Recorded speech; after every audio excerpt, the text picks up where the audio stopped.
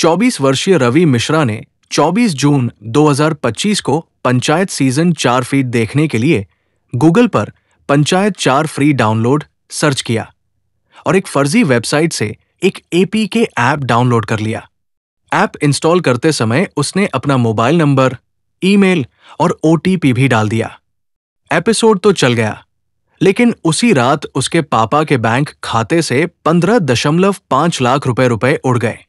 अगले दिन 25 जून को जब उनके पिताजी ओम प्रकाश जी बैंक गए तो पता चला एफडी टूट गई, अकाउंट खाली है और सारे पैसे यूपीआई और वॉलेट्स में ट्रांसफर हो चुके हैं। घर में मातम सा माहौल था। 26 जून सुबह से लेकर दोपहर तक रवि और उनके पिताजी साइबर थाने में भटकते रहे। आखिरकार उनकी मुलाकात हुई इंस्पेक्टर सहगल से, जिन्होंने पूरी ट्रांजैक्शन रिपोर्ट देखी और रवि से सीधे पूछा, जो नंबर बैंक से लिंक है वो किसका है? रवि बोला, मेरा। सहगल ने अपनी कुर्सी पर पीछे झुकते हुए पूछा, रवि बताओ, क्या तुमने पिछले 2-3 दिनों में कोई ऐप डाउनलोड किया था? कोई लिंक पर क्लिक किया या किसी अनजान वेबसाइट पर ओटीपी डाला? रवि का चेहरा लाल पड़ गया। उसने धीरे से सिर झुकाया और बताया कि मैंने पंचायत सीजन 4 देखने के लिए एक वेबसाइट से एपीके डाउनलोड किया और उसने मोबाइल नंबर, ईमेल और ओटीपी डाला। सहगल ने गहरी सांस ली और बोले, बस बेटा, यही से सारा खेल शुरू हुआ। तुमने जो ऐप डाउनलोड किया वो कोई साधारण ऐप नहीं था। वो एक मैलवेयर था जिसने तुम्हारा फोन हैक कर लिया। तुम्हारे ओटीपी और डिवाइस की सारी डिटेल्स हैकर्स के पास चली गई। तुम्हारे फोन से ही तुम्हारे पापा का बैंक अकाउंट खाली हुआ। रवि का गला रूंध गया। इंस्पेक्टर सहगल की ये बात रवि के लिए किसी बम के फटने जैसी थी। उनकी एक छोटी सी गलती ने उनके परिवार की जिंदगी को तहस-नहस कर दिया था। लेकिन आखिर हुआ क्या था? वो ऐप जिसे रवि ने इतने भरोसे के साथ डाउनलोड किया था, कैसे उसके फोन को हैक कर सका? इंस्पेक्टर सहगल पूरा प्रोसेस बता रहे हैं। क्या हुआ था उस रात, कैसे उसके पिता के बैंक खाते को खाली कर दिया। आइए इस पूरी प्रक्रिया को तकनीकी और गैर-तकनीकी भाषा में विस्तार से समझते हैं, ताकि यह स्पष्ट हो कि साइबर अपराधियों ने रवि को कैसे जाल में फंसाया। जब रवि ने गूगल पर panchayat 4 free download HD search किया तो वो एक ऐसी वेबसाइट पर पहुंचा जो देखने में बहुत प्रोफेशनल लग रही थी। ये वेबसाइट साइबर अपराधियों द्वारा बनाई गई थी, जिनका मकसद लोगों को मुफ्त कंटेंट का लालच देकर ठगना था। इस तरह की वेबसाइट्स को फिशिंग साइट्स कहते हैं। ये साइट्स असली वेबसाइट्स जैसे प्राइम वीडियो की तरह दिखती हैं, लेकिन इनका असली उद्देश्य यूजर्स की जानकारी चुराना होता है। रवि ने जिस डाउनलोड ऐप बटन पर क्लिक किया, उसने एक APK Android package file download की।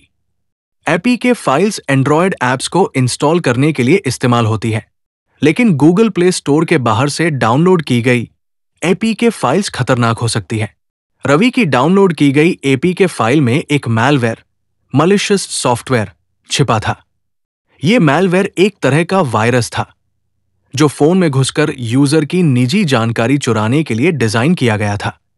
जैसे ही रवि ने एपीके फाइल इंस्टॉल की, मैलवेयर ने उसके फोन में रूट एक्सेस या परमिशंस हासिल कर लिए। एंड्रॉयड फोन में जब आप कोई ऐप इंस्टॉल करते हैं तो वो कुछ परमिशंस मांगता है, जैसे एसएमएस पढ़ना, कॉन्टैक्ट्स एक्सेस करना या स्टोरेज तक पहुंचना। रवि ने बिना पढ़े अलाउ पर क्लिक कर दिया। इस मैलवेयर ने निम्नलिखित चीजों तक पहुंच हासिल की। एसएमएस पढ़ने की अनुमति। इससे malware OTP, one time password पढ़ सकता था। कॉन्टैक्ट्स और डिवाइस डेटा, फोन में मौजूद निजी जानकारी जैसे ईमेल, नंबर और ऐप्स की डिटेल्स। स्क्रीन और कीबोर्ड मॉनिटरिंग। मैलवेयर रवि के टाइप करने और स्क्रीन पर होने वाली हर गतिविधि को रिकॉर्ड कर सकता था। Remote control.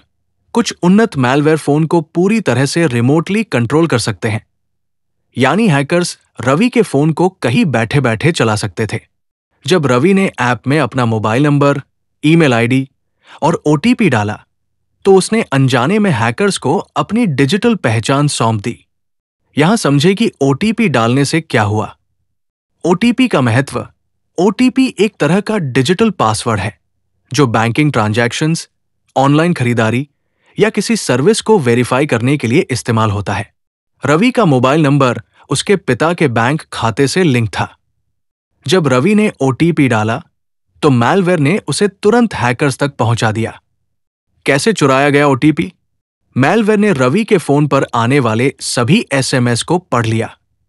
जब रवि ने ऐप में ओटीपी डाला तो उसने अनजाने में हैकर्स को यह बता दिया कि वो नंबर सक्रिय है और उसका कंट्रोल उनके पास है।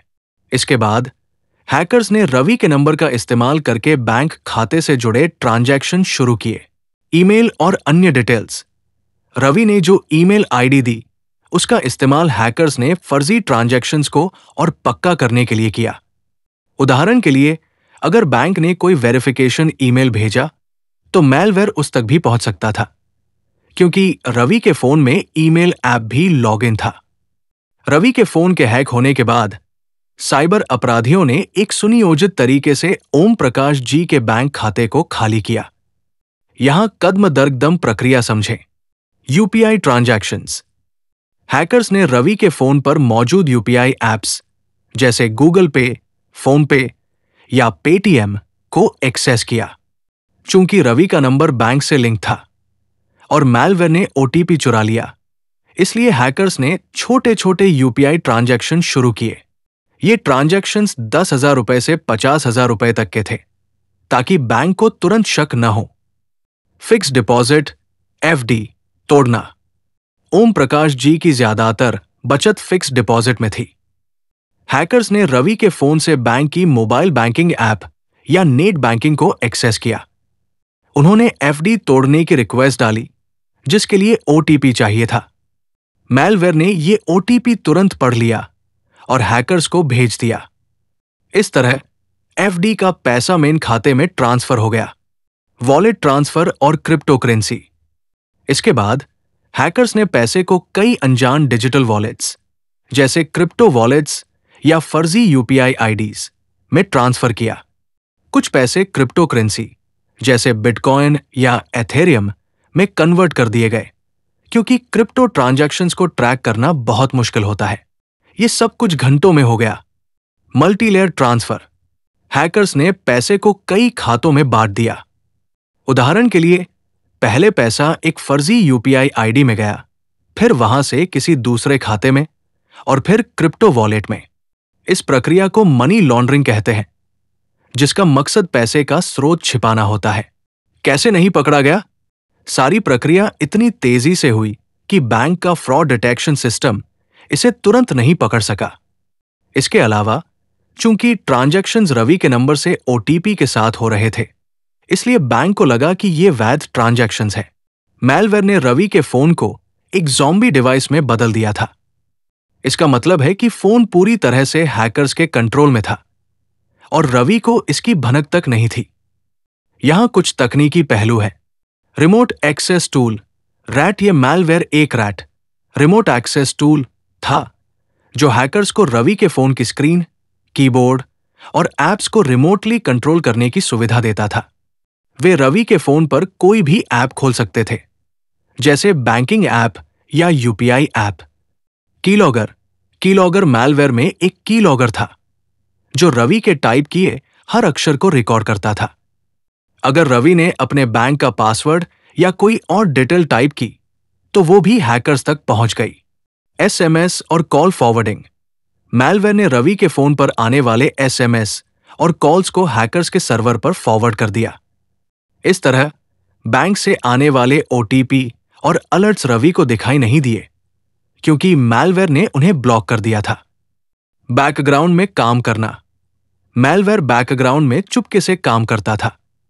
रवि को सिर्फ वेब सीरीज दिखाई दे रही थी, लेकिन उसी समय मैलवेयर उसके फोन की सारी जानकारी चुरा रहा था। इंस्पेक्टर सहगल ने तुरंत कार्रवाई शुरू की। उन्होंने शिकायत दर्ज की और एक एफआईआर नंबर दिया। ट्रांजैक्शन को फ्रीज करने के लिए एनपीसीआई को स्टेटमेंट और डिटेल्स भेजी गई। बैंक को भी तुरंत सूचित किया गया, लेकिन पैसा पहले ही कई अनजान खातों और क्रिप्टो वॉलेट्स में ट्रांसफर हो चुका था। साइबर क्राइम की जांच शुरू हुई, लेकिन सहगल ने साफ कहा, पैसे वापस मिलने की संभावना बहुत कम है। हैकर्स ने शायद विदेशी सर्वर का इस्तेमाल किया है। घर लौटने के बाद ओम प्रकाश जी टूट चुके थे। उनकी आंखों में आंसू थे। उनकी बेटी की शादी, रिटायरमेंट की बचत और बुढ़ापे का सहारा, सब कुछ एक झटके में चला गया था। रवि की मां बार बार पूछ रही थी, अब हम क्या करेंगे? रवि खुद को दोषी मान रहा था। वो रात भर रोता रहा, सोचता रहा कि अगर उसने उस ऐप को डाउनलोड नहीं किया होता तो शायद ये दिन न देखना पड़ता। ये कहानी सिर्फ रवि और उसके परिवार की नहीं, बल्कि हम सब के लिए एक सबक है। साइबर क्राइम आज एक ऐसी सच्चाई है जो किसी को भी, कहीं भी, कभी भी अपना शिकार बना सकती है। यहां कुछ जरूरी बातें हैं जो आपको हमेशा याद रखनी चाहिए। सीख और अलर्ट। फ्री का चक्कर सबसे बड़ा जाल है। कोई भी एपीके फाइल कभी इंस्टॉल न करें। ओटीपी, मोबाइल नंबर और ईमेल आईडी से आपकी पूरी डिजिटल पहचान चोरी हो सकती है। 1903 और cybercrime.gov.in को जरूर याद रखें। पर्सनल डिवाइस से लिंक बैंकिंग को हर समय सुरक्षित रखें। अगर आपको विज्ञान, तकनीक, टाइम ट्रैवल और साइबर दुनिया से जुड़ी शानदार कहानियां पसंद हैं और आप और भी रोमांचक वीडियो देखना चाहते हैं, तो हमारे चैनल को अभी सब्सक्राइब करें और बेल आइकन दबाएं ताकि कोई भी नई कहानी आपसे छूट न जाए।